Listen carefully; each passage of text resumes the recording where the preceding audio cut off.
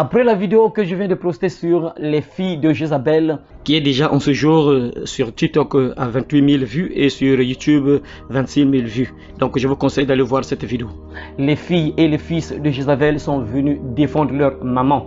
Donc j'ai reçu quelques commentaires auxquels je vais donc répondre. Donc sur les commentaires que j'ai reçus, donc je vais répondre bibliquement. On va voir dans la Bible les réponses par rapport aux commentaires que j'ai reçus. Il y a des filles, j'ai vu des commentaires de filles qui disent par exemple que c'est pas l'habit qui sert Dieu. Et l'habit là, c'est l'habit spirituel, que Dieu parle de l'habit spirituel. C'est pas l'habit qui sert Dieu. Il y a d'autres qui disent que non, bon, Dieu c'est le cœur. Dieu regarde au cœur. Dieu ne regarde qu'au cœur. Et il y a même un autre, mes frères, je ne sais pas si c'est une sœur ou bien un frère qui a même insulté Paul parce que j'avais parlé que voilà pourquoi Dieu avait insulté. Dieu avait interdit à la femme de prêcher. Et il y a même une, je ne sais pas si c'est une sœur ou bien c'est un frère, je ne sais pas, mais qui a insulté carrément Paul. Il a traité Paul de misogyne, et je ne savais même pas la signification de ce mot-là. J'ai cherché un peu dans le dictionnaire pour voir un peu la signification de ce mot-là et j'ai compris que c'est quelqu'un qui prouve de la mépris envers les femmes. Donc c'est Paul détestait les femmes, donc il a insulté carrément Paul.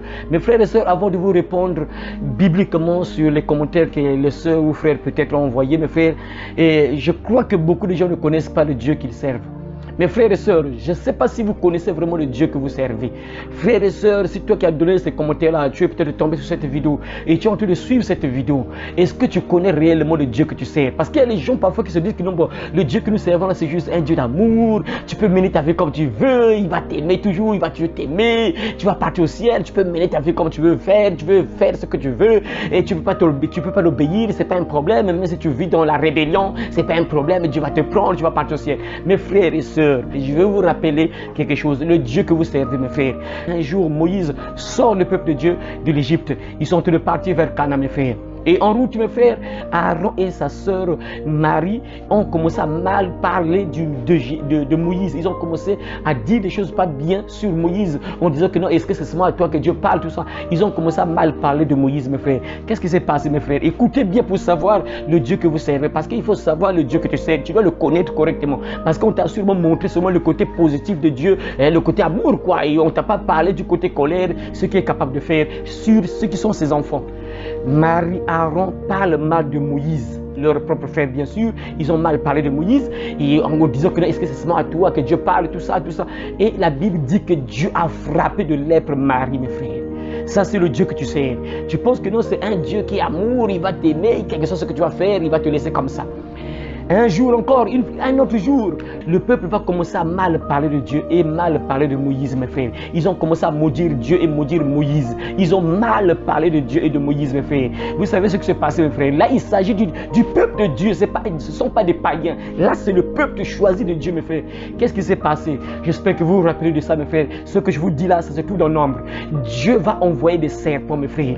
Ils ont été mordus par des serpents. Dieu a tué plusieurs personnes par des serpents venimeux qu'il avait envoyé, mes frères, parce que ils ont juste mal parlé de Dieu et de Moïse, mes frères. Et regardez ce qui s'est passé. Un autre jour encore, ce peuple-là, toujours rebelle, ne voulait pas écouter la voix de Dieu, ne voulait pas écouter les prophètes. Ce peuple a commencé à se livrer à l'impudicité. Mes frères, Dieu a tué 23 000 personnes en un seul jour. J'espère que tu comprends maintenant le Dieu que tu sers, parce qu'il y a des gens, on te parle seulement du Dieu, de l'amour de Dieu, Dieu amour, Dieu amour, Dieu amour. On ne te parle pas de son côté quand il s'énerve, on ne te parle pas de ça. Ça, je te rappelle, mon frère, pour te dire ce que le Dieu que tu sers est capable de faire. Il est capable de t'arrêter le cœur, même aujourd'hui, il peut t'arrêter le cœur. Tu meurs, mon frère. 23 000 personnes vont mourir en un seul jour parce que ce peuple s'est livré à l'impudicité, mes frères. 23 000 personnes un seul jour. Mon frère, on va encore. Et lorsqu'on avance encore, mes frères et sœurs, un jour, mes frères, Ananias et Saphira vont vendre un champ. Ils vont vendre leur champ et ils arrivent devant Pierre pour dire à Pierre que Pierre, bon, écoute, regarde la somme que nous avons vendu notre champ, alors que ce n'était pas cette somme-là qu'ils avaient vendu leur champ. Mes frères, la Bible déclare qu'aussitôt Ananias est mort, aussitôt Pierre a dit, pourquoi as-tu menti? C'est à Dieu que tu as menti, c'est au Saint-Esprit que tu as menti, donc à Dieu. Aussitôt Ananias est mort, mes frères. Et après on est parti enterrer Ananias. Sa femme arrive, Saphira. Et elle aussi arrive, Paul, puis Pierre lui pose encore la question, est-ce que c'est à ce prix que vous avez vendu votre champ? Et la femme aussi va confirmer que oui, c'est à ce prix-là. Aussitôt, la femme aussi meurt. Est-ce que vous comprenez le Dieu que vous servez, mes frères? Parce qu'il y a des gens parfois qui pensent que le Dieu qu'ils servent là, c'est un ami, donc tu peux faire n'importe quoi, tu peux peut-être vivre n'importe comment, tu peux mener ta vie comme tu veux, tu peux t'en foutre de lui, il n'y aura rien, il n'y aura pas de conséquences. Vous voyez, mes frères, ça, mes frères, c'est un rappel que je vous fais du Dieu que vous servez. Parce qu'on t'a longtemps parlé de l'amour de Dieu, Dieu amour, Dieu amour, Dieu amour. On ne t'a pas parlé. Tu dois lire la Bible, lire l'Ancien Testament, tu auras peur de Dieu. Mon frère, ça, tu vois, mes frères, nous tous, nous avons des papas. Quand tu as un papa, tu vas aussi le respecter parce que tu sais que ton père peut te frapper, ton père peut te punir, ton père peut te frapper. Il faut le savoir, mes frères, et ça, on ne te parle pas de ça. Dans l'église, on te parle seulement que Dieu amour, tu peux mener ta vie comme tu veux, il n'y aura pas de conséquences, Dieu va te pardonner. Oui, Dieu va te pardonner, mais tu vas subir les conséquences. Mes frères, David, l'homme selon le cœur de Dieu, mes frères, Dieu l'avait pardonné, mais il avait subi les conséquences, mes frères. C'est ça. David, même chose. Je vous rappelle encore David. David doit faire le dénombrement. Il commence à faire le dénombrement et Dieu s'énerve. Dieu lui dit, David, pourquoi tu as fait cela? Choisis entre ces trois fléaux. Quel est le fléau que je vais te frapper? Mes frères, Dieu a relâché la peste, mes frères.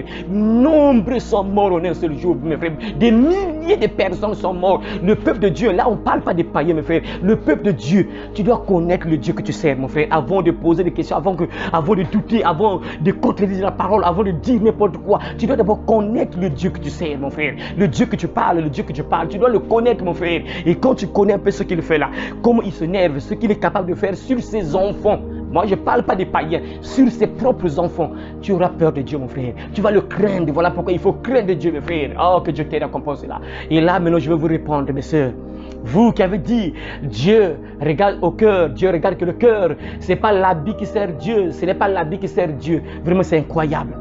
C'est incroyable. Moi, je me pose d'abord des questions. Je me pose un peu de questions à ce genre de personnes qui raisonnent comme ça, qui disent que ce n'est pas l'habit qui sert Dieu, mais c'est le cœur qui sert Dieu. Donc, l'habit ne compte pas. Dieu regarde au cœur. C'est vraiment incroyable. Moi, je me pose d'abord des questions. Est-ce que c'est une chrétienne qui raisonne comme ça? Est-ce que cette chrétienne lit la Bible? Moi, je me pose des questions. Est-ce qu'elle lit vraiment la Bible? Mais ce qui est clair, mes frères, soit une personne qui dit comme ça, soit cette personne est ignorante, ne lit jamais la Bible, ou cette personne est possédée, ou c'est une sorcière carrément comme leur maman Jézabel. C'est sûr et certain. Sûr. Dieu regarde au cœur, Dieu regarde au cœur, la Bible ne compte pas, tout ça vraiment c'est incroyable. Ma soeur, moi je te pose la question, avant que je puisse lire la Bible, avant que je puisse voir, on va lire les paroles, les versets bibliques. Ma soeur, vraiment, que Dieu t'ouvre les yeux, vraiment, que Dieu brise cet aveuglement en toi. Ma soeur, j'ai parlé de cette vidéo-là.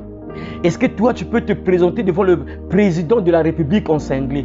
Est-ce que tu peux te présenter comme ça devant le président de la République? Moi, je ne parle pas de Dieu. On laisse d'abord Dieu à côté. Est-ce que tu peux te présenter comme ça avec cet habillement devant le président de la République? Toi qui dis que ce n'est pas l'habit qui sert Dieu. Dieu regarde au cœur, tout ça. Ma soeur, avant d'entrer dans la Bible, je te pose une question. Est-ce que tu peux partir devant le président de la République en cinglé? Pose-toi des questions d'abord. Devant le président de la République. Est-ce que tu peux partir devant le président de la République comme ça? La manière que vous vous habillez là, mes soeurs.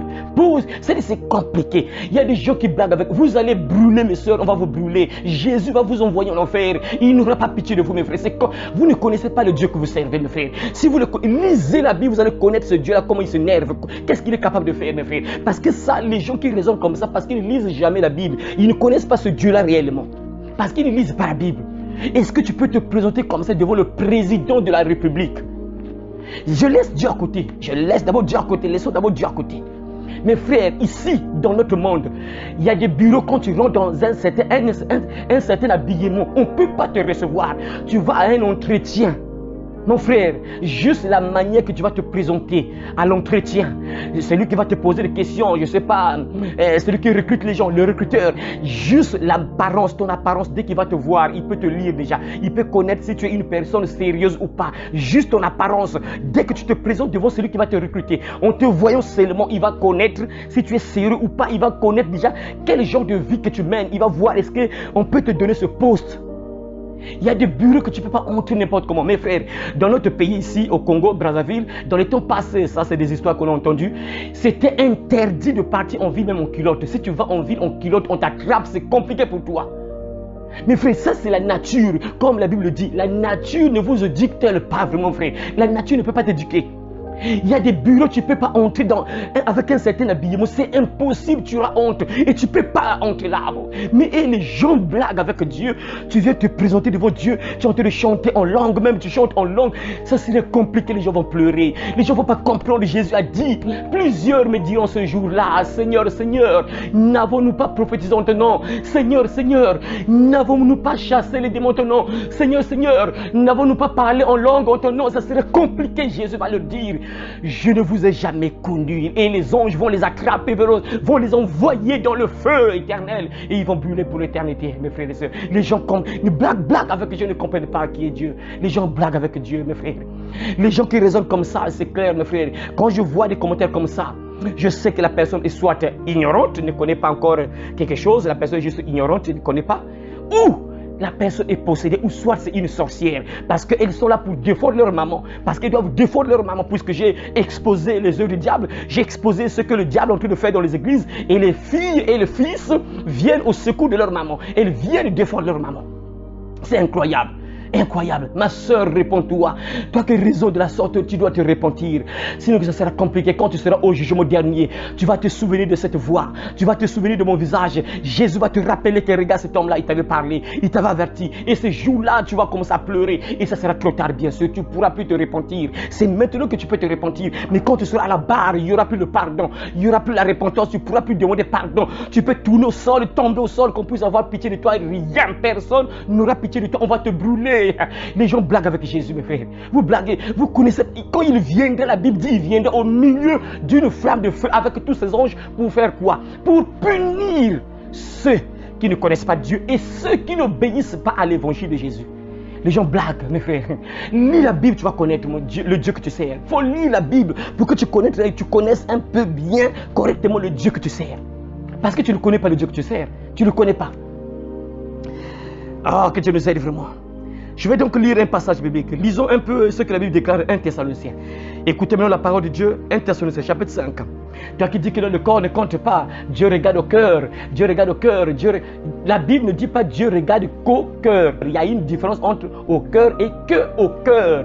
Si la Bible dit, si le verset là dit que non, je regarde que au cœur, ah là, on pouvait dire que non, c'est bon. Donc là, Dieu ne regarde plus autre chose. Il regarde uniquement le cœur, mais Dieu ne regarde pas uniquement le cœur. Mes frères et sœurs, si Dieu regardait uniquement le cœur, mais pourquoi il parle encore de l'habillement de la femme, comment une femme doit s'habiller, comment on doit se présenter devant lui, comment on doit se vêtir, pourquoi il parle encore de ça? Vraiment, c'est incroyable, les gens qui peuvent dire des choses comme ça, je ne sais pas, quel genre d'envoûtement, quel genre d'aveuglement, que Dieu ait pitié de toi, qu'il puisse te pardonner et qu'il puisse t'enlever les écailles des yeux, qu'il puisse te donner l'intelligence et la sagesse de comprendre, sinon que ça sera compliqué, parce que la Bible déclare, Dieu, sans tenir compte des temps d'ignorance, annonce maintenant à tous les hommes, en tout lieu, qu'ils aient à se repentir, parce qu'il a fixé un jour où il jugera le monde selon la justice par l'homme qu'il a désigné, c'est dont il a donné une preuve certaine en le ressuscitant des morts. Donc, il n'y a plus au nom de l'ignorance. Moi, je ne savais pas. Non, nous ne sommes plus au temps de l'ignorance. Tu dois connaître, tu connais que ce que je fais là, ce n'est pas bien, mon frère.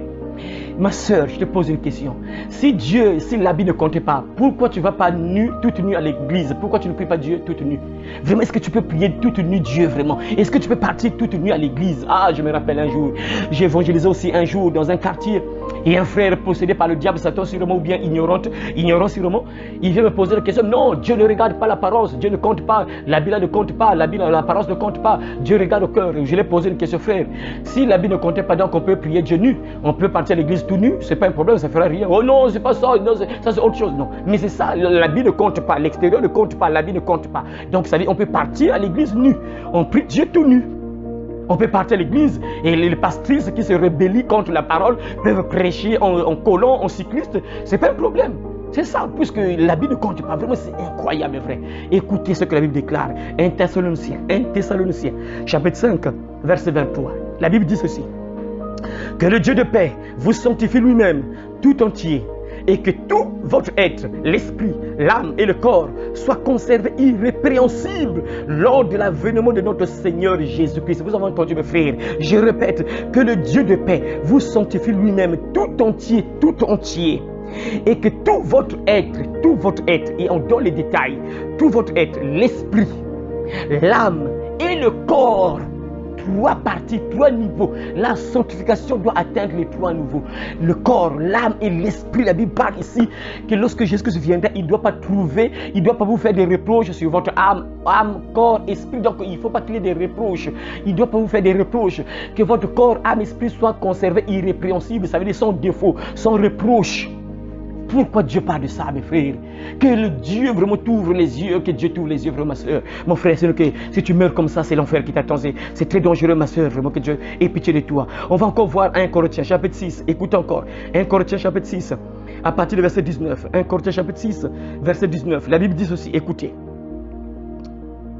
Ne savez-vous pas que votre corps est le temple du Saint-Esprit qui est en vous? Ah, frère, est-ce que tu comprends ça? Est-ce que tu comprends ça, ma soeur, que ton corps c'est le temple? Ça veut dire que la maison, ça veut dire que là où Dieu habite. Est-ce que tu comprends ça?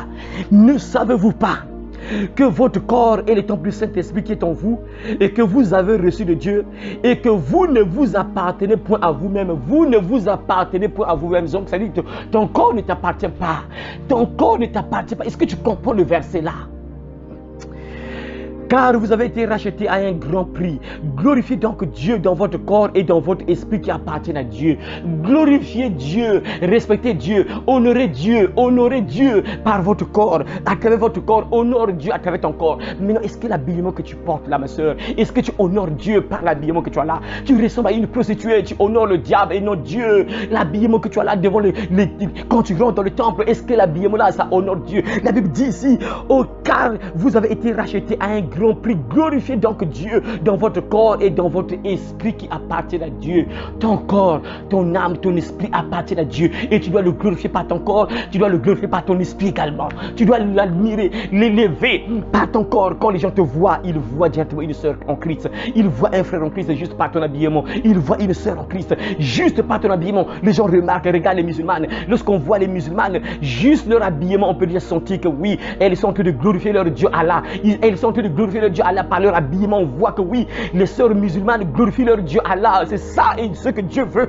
Tu dois le glorifier par ton corps, par ton esprit. La manière que tu t'habilles là, tu dois glorifier Dieu. Les gens doivent reconnaître que oui, tu es un enfant de Dieu, une fille de Dieu, une fille du royaume. Ah, que Dieu t'aide à composer là. Et là, je vais maintenant répondre au frère ou à la sœur, je ne sais pas si c'est un frère ou c'est une sœur qui a insulté Paul. Je réponds maintenant au frère ou à la sœur qui a insulté Paul en disant que Paul était je vais lire un peu le nom en question. Et le nom en question, c'était quoi? Il a dit quoi? Il a insulté Paul en disant quoi? Et Paul était un misogyne. Paul était un misogyne, donc ça veut dire qu'il détestait les femmes. Mon frère ou bien ma sœur, je ne sais pas si tu es un frère ou bien une sœur, je ne sais pas.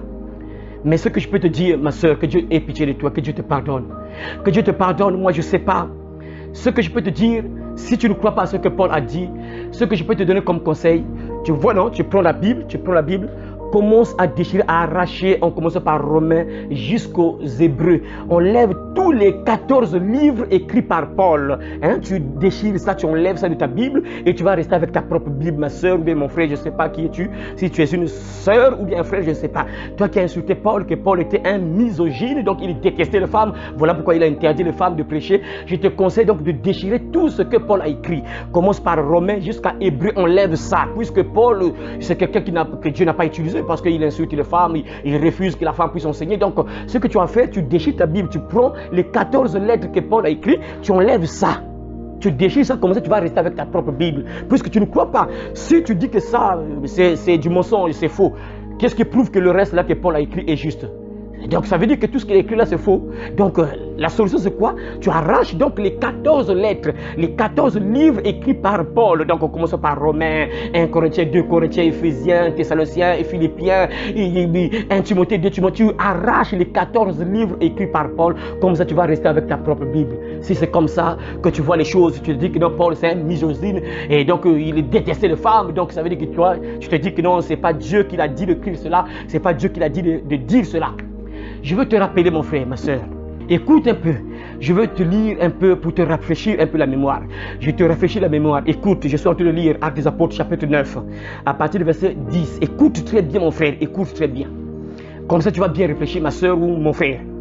Or, il y avait à Damas un disciple nommé Ananias. Le Seigneur lui dit dans une vision, Ananias, il lui répondit, mais voici Seigneur. Et le Seigneur lui dit, lève-toi, va dans la rue qu'on appelle la droite et cherche dans la maison de Judas un homme nommé Saul de Tarse, car il prie et il a vu en vision un homme du nom d'Ananias qui entrait et lui imposait les mains afin qu'il recouvrât la vue. Ananias répondit, Seigneur, Seigneur, j'ai appris de plusieurs personnes tout le mal que cet homme a fait à tes saints dans Jérusalem. Et il a ici le pouvoir de la part des principaux sacrificateurs pour lier tous ceux qui invoquent ton nom. Mais Jésus lui dit, va, car cet homme est un instrument, va, car cet homme est un instrument, va, car cet homme est un instrument que j'ai choisi pour porter mon nom devant les nations, devant les rois et devant les fils d'Israël. Et je lui montrerai tout ce qu'il doit souffrir pour mon nom. Ananias sortit et lorsqu'il fut arrivé dans la maison, il imposa les mains à Saul et en disant, Saul, mon frère, le Seigneur Jésus qui t'est apparu sur le chemin par lequel tu venais m'a envoyé pour que tu recouvres la vue et que tu sois rempli du Saint-Esprit.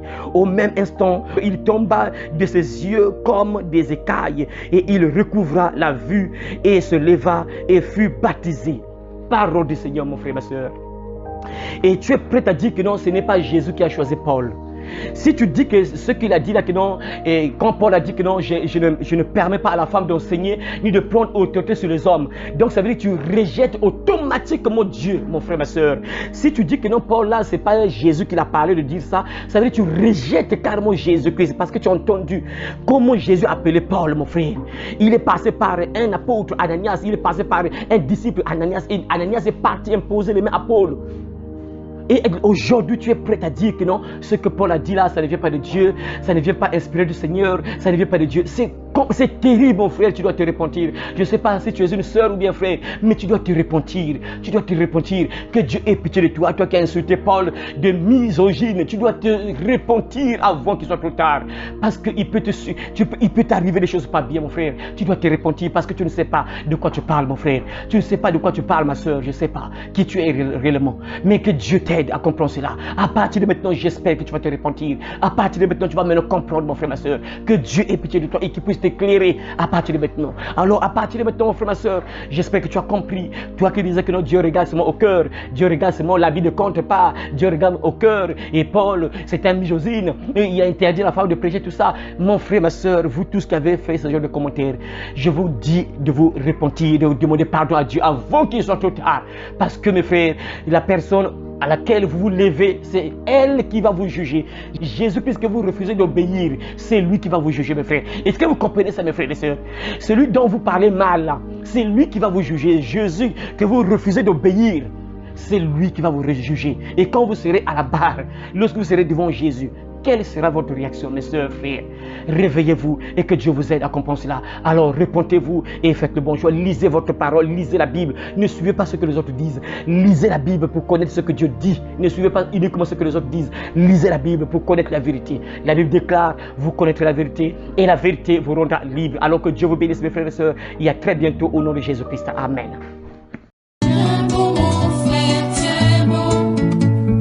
L'ennemi fait rage, tiens bon.